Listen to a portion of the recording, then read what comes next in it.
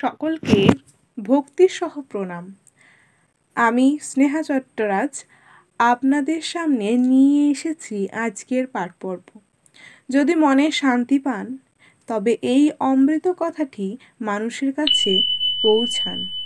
Like করুন, share করুন, comment করুন। চলুন আজকের পাঠ পর্বটি রাম ও নারায়ণ রামকে স্মরণ করে শুরু করা যাক। আবারও বলছি, আপনাদের লাইক অন্য কিচ্ছু না, এটাই হচ্ছে আমাদের প্রতি আপনাদের আশীর্বাদ। তো প্লিজ লাইক করুন, শেয়ার করতে একদমই ভুলবেন না। সকলের মধ্যে পাঠ পর্বটি ছড়িয়ে দিন। চলুন শুরু করছি আজকের পাঠ পর্ব। রাম ও নারায়ণ রাম। খালি আকাশ পানে তাকাও, এই আকাশ হতে কত রূপ, কত বর্ণনার পরিচয় তোমরা পেয়েছো। তার পরিচয় রয়েছে এই পৃথিবীর বুকে, তার পরিচয় রয়েছে নিনাদের সুরে। তা বুঝে বুঝে অনাহতে বিশুদ্ধে আজ্ঞাতে সহস্রারের বাঁধনে এনে বুঝতে চেষ্টা করো। তখন গভীর সুরের সারায় সাথে তোমার সুর তুমি নিজেই খুঁজে পাবে। তুমি দেখবে সেই সুরে তন্ময় হয়ে যাবে। গঙ্গা নদী তার সাগরের চিরসঙ্গম। মা গঙ্গা যেখানে শেষ হয়েছে, সাগর সেখানে সৃষ্টি হয়েছে। সাগর যেন মায়ের মতো মা গঙ্গাকে কোলে করে বসে রয়েছে, আর মা গঙ্গা শিশুর মতো সাগর সুধা পান করেছে। সাগরের জল নোনা, কিন্তু সেই জল নদীগুলিকে ভরপুর করে দিচ্ছে। অদ্ভুত, সবাই নদীর জল পান করছে, নদীগুলি যেন সন্তান। তোমরা সেই স্তন পান করছো, বেদ তোমাদের স্তন পান করিয়ে দিচ্ছে। তোমরা বেদের স্তন পান করো। স্রষ্টার এত বিভূতি, মহাশূন্যের মাঝেই রয়েছে চরম বিভূতি। আর কোনো বিভূতি দেখবার প্রয়োজন নাই।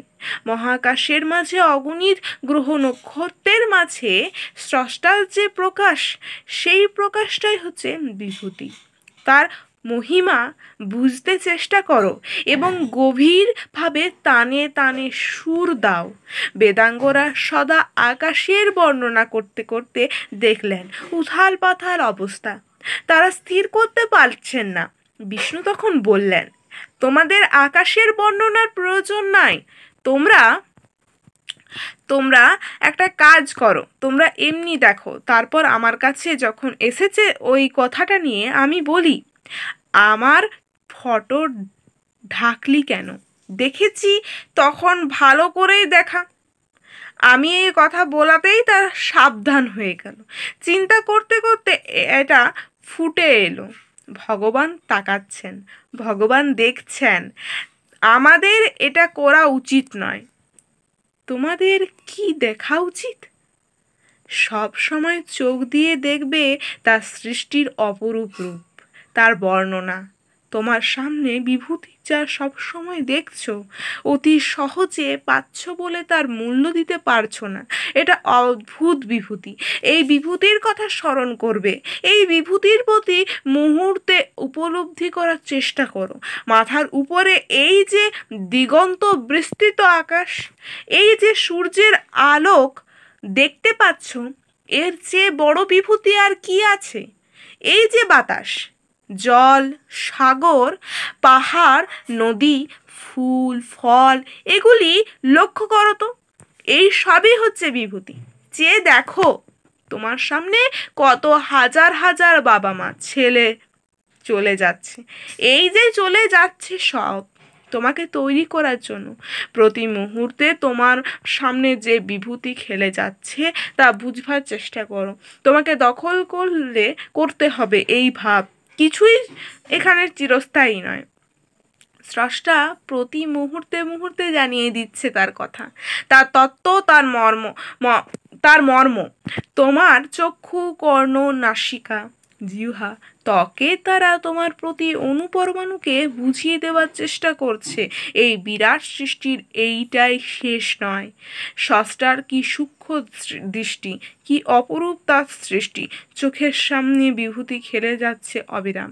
তোমার সমস্ত ইন্দ্রিয় দিয়ে, তোমার অনুভূতির যন্ত্র দিয়ে, এই আকাশ, বাতাস, জল, এই সব দিয়ে তাই না? এই দেহ বোধ শক্তিকে আনো, বোধ শক্তি আসলেই সব কিছু ঠিক হবে। আজকের দিনে কোনো নীতি নাই, আজ না আছে অর্থনীতি আর না আছে রাজনীতি, কোনো কিছুই নাই। আজ কেবল আছে কি জানো তো, আজ কেবল আছে দুর্নীতি।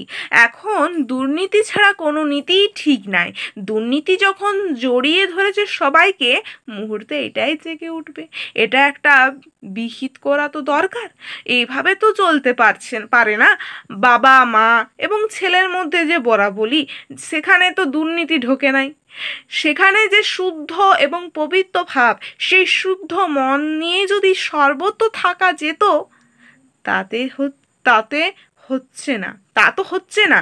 আমরা যদি সেই বিশুদ্ধ এবং পবিত্র মন নিয়ে সব সময় থাকি, তবে তো কথাই নেই। সেই জন্য সেদিনকার সাধকেরা চিন্তা করলো, ভগবানকে ডাকবে না ভগবানের চিন্তা করবে। তখন বেদাঙ্গরা বললেন, তোমরা যে ভগবানের চিন্তা করবে, তোমাদের মন ইন্দ্রিয় যেটা নিয়ে তোমরা নড়াচড়া করছো, সেটাই তো ভগবানের। তোমরা নড়ছো, চলছো, কথাবার্তা বলছো, সবই তো ভগবানেরই সৃষ্টি। তোমরা যে দেখতে পাচ্ছ, এটা যে ভগবানেরই সৃষ্টি। ভগবান তোমাদের চোখ দিয়ে দেখেন। প্রশ্ন, আগে আমরা যে দেখতে পাচ্ছি, এটা ভগবান দেখছেন? উত্তর, হ্যাঁ। তার সৃষ্ট বস্তুর মাধ্যমে তিনি দেখবেন না? তখন তারা চিন্তা করলো, তাহলে তো মুশকিল, আমাদের চোখ দিয়ে ভগবান দেখছেন, এই প্রসঙ্গে একটা গল্প বলা উচিত নয়। তবুও আগের একটা গল্প বলছি। তো আমার ফটো তো